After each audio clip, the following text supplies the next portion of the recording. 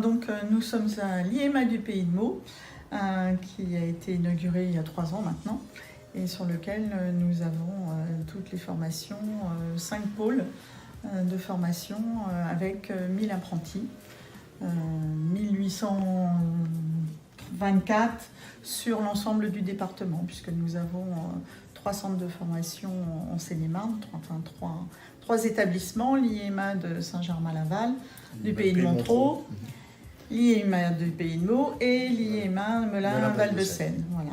Donc, sur ces 3 établissements. Mais aujourd'hui, nous sommes particulièrement en visite sur l'IEMA du Pays de Meaux. On a 5 pôles de formation. Le pôle beauté, avec l'esthétique, la coiffure, la mécanique automobile, on a l'électricité domotique, tous les métiers de bouche, pâtisserie, boulangerie et boucherie.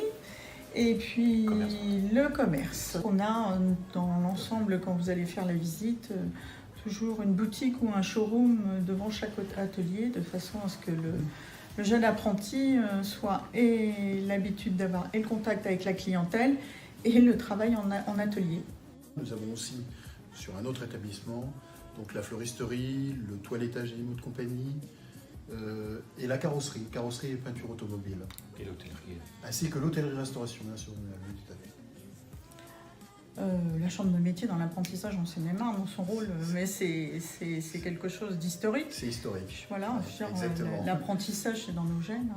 À partir du moment où on est artisan, on est forcément tourné vers l'apprentissage, puisque dans nos entreprises, l'intérêt c'est de former des jeunes à nos métiers, pour faire en sorte d'avoir des salariés qualifiés et puis surtout des jeunes qui auraient envie de reprendre nos activités derrière ça.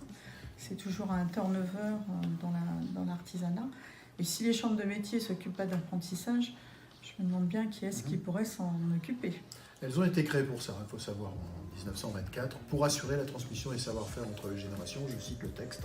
C'est donc notre mission historique, notre première mission, d'assurer le transfert de ces savoir-faire entre les générations. Je suis photographe de base. J'ai un CAP en photographie et ça me plaisait plus du tout, du coup je me suis réorientée. D'accord. Ouais.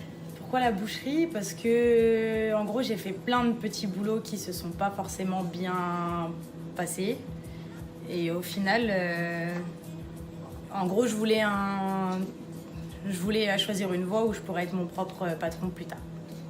Voilà. Transmission de mon savoir, ça m'apporte beaucoup au niveau pédagogique pour mes élèves. Le savoir, il se diffuse tout seul. Moi, j'adore ça. C'est ce que j'ai toujours voulu faire.